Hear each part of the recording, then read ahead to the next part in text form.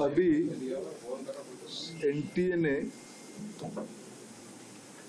NEET UG का नई परीक्षा की तिथि घोषणा किया है। 21 जून को री एग्जामिनेशन की डेट घोषणा की है। मित्रों, मैं 2-3 विषय आपके सामने, आपके माध्यम से देशवासियों के सामने, स्पेसिफिक स्टूडेंट्स और उनके अभिभावकों के सामने रखना चाहता हूं। हमारी सर्वोपरि प्राथमिकता है छात्रों की भविष्य, उनकी परिश्रम के प्रति संवेदनशीलता सरकार की सदैव है। 3 मई को एग्जामिनेशन हुई। 7 मई तक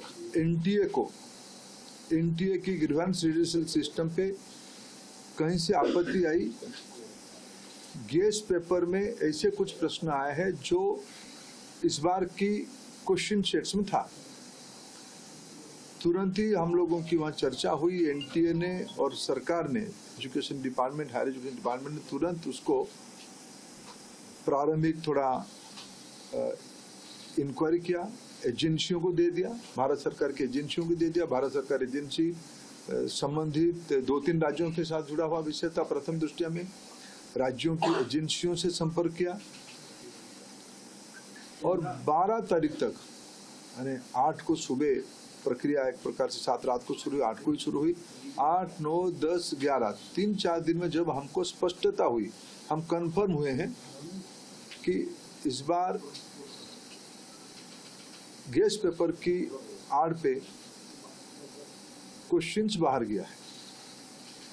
हम 12 तारीख को छात्रों के हितों में, हम नहीं चाहते थे कोई गलत कैंडिडेट एजुकेशन माफियाओं के षड्यंत्र से कोई भी सही छात्र की अधिकार वंचित हो जाए। इसीलिए हम बड़ी जिम्मेवारी के साथ, हमने कहा था हम 0 टॉलरेंस की अप्रोच में चलते हैं। हमने पिछले बार जो विसंगति आई उसमें जो हमने राधाकृष्णन कमेटी गठन हुई थी, पिछले 25 और 26 दोनों साल हमने राधाकृष्णन कमेटी को शब्दशः इम्प्लीमेंट किया। उसके बावजूद भी ये दुर्घटना हुई। इसलिए हमने पहला हमारे निर्णय हुआ कि हम परीक्षा को इस बार रद्द करते हैं। हमने 12 तारीख को परीक्षा को रद्द किया। स्वाभाविक देश में और विशेष करके स्टूडेंट्स में उसको लेके 2 प्रकार की मत आए।